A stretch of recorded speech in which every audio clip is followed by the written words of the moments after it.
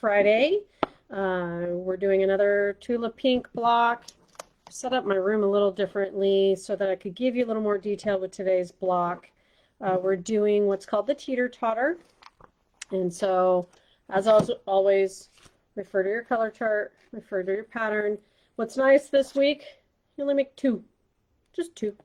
They're the same color, so fairly simple. It's 4 different colors. Mine are in a yellow and green colorway. So pick the 4 that go along with your layout. You're going to cut 2 squares that are 3.5, 3.5 by 6.5 rectangle, and then these 2 1.5 by 3.5 rectangles. So fairly simple. You're going to make a flying geese block and then the 2 little rectangles on top that make the teeter-totter portion of it. So I wanted to be able to give you a little more detailed instruction on the flying geese block. So I'm working a little differently with this camera, so bear with me. On the 3.5-inch squares, what you'll need to do is grab a marking pen, so like a friction pen, pencil, whatever. You want to draw a diagonal line. So hopefully you can see this. Diagonal line, just one on all of them. Okay, what you'll do is take your 3.5 by 6.5 rectangle, lay your square down. Okay, so the diagonal is going from the center to one outer corner. Really doesn't matter which direction you go. You can start on that end, or you can come over here. Just make sure your diagonal is going from the center to a bottom corner. Okay, and what you'll do is you'll stitch on that line that you drew on it, and then trim 1/4 inch from what you have just sewn, and then press it. And so one corner of it will look like this, and there's my back side. So my seam is not pressed well open, but open. We'll fix that. And that's the first half.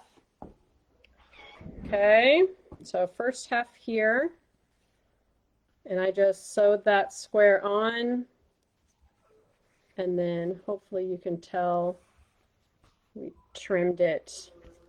Might look better from this side. Trimmed it 1/4 inch from that seam. I pressed it open, or pressed to the dark side, or just pick a direction, either outward or inward. I do find with my flying geese, I just have a way better success of everything being nice and crisp when I press open. It never seems to be quite as clean if I'm pressing one way or the other.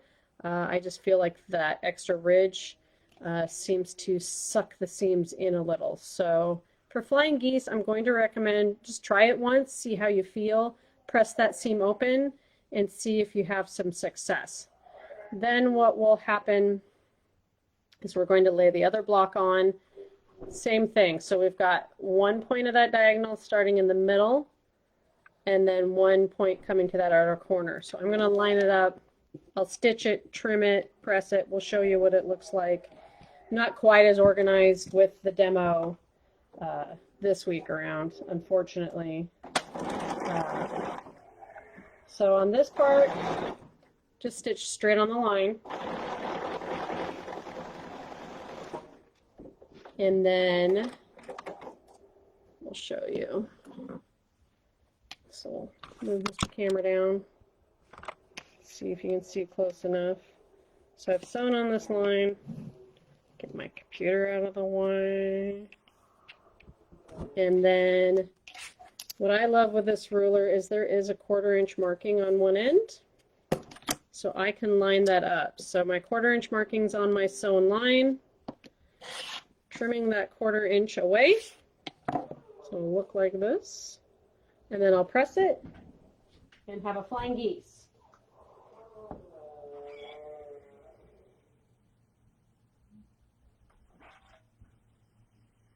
Simple, easy.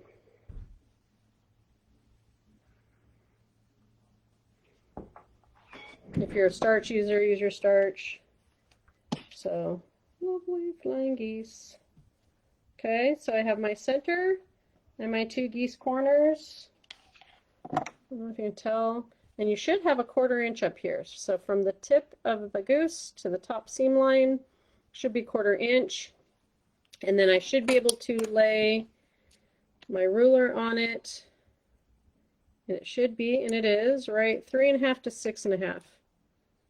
Right in there, my diagonals match up nice and pretty. So that is the base of the Teeter Totter. And then the top of it is these 2 rectangles. So then you sew them together on the short side. We're going to place it on top and sew it. I'm going to pin this join. So I have the center, let me back up a little.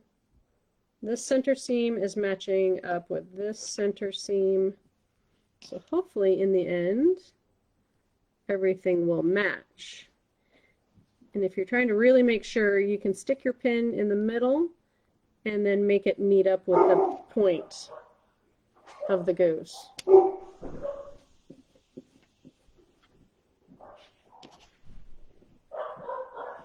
I may have to kill my family today. Halloween's coming. We're just gonna, you know, make some bodies disappear. So it'll be okay. So my seam, get ready to go.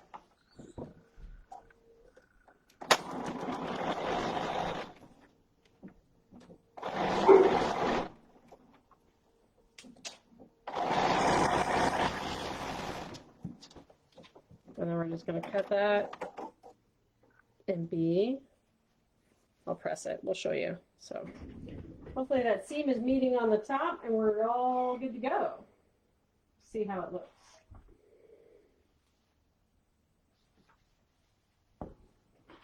Okay, can we see? We're pretty close.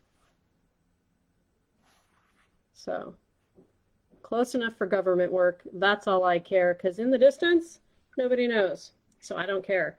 If you're OCD, you may line it up. I'm pretty spot on. I don't know that you can really tell. I'm maybe 1 stitch off, so I don't care. Learn to let things go, because you know what?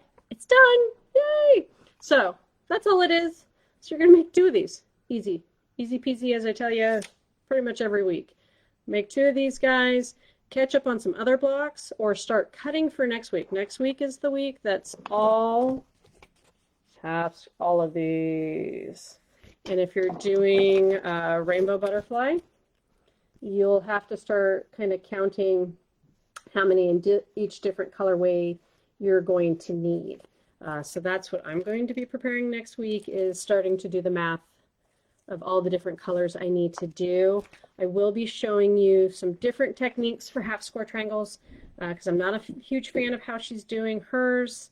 It gives too much bias edges, and because I'm doing more variety. This one, of course, gives you a bigger quantity every time, but that's if you're doing a smaller choice of fabrics. So I'm going to show you my preferred way for half square triangles. Oh, and there was a request for flying geese.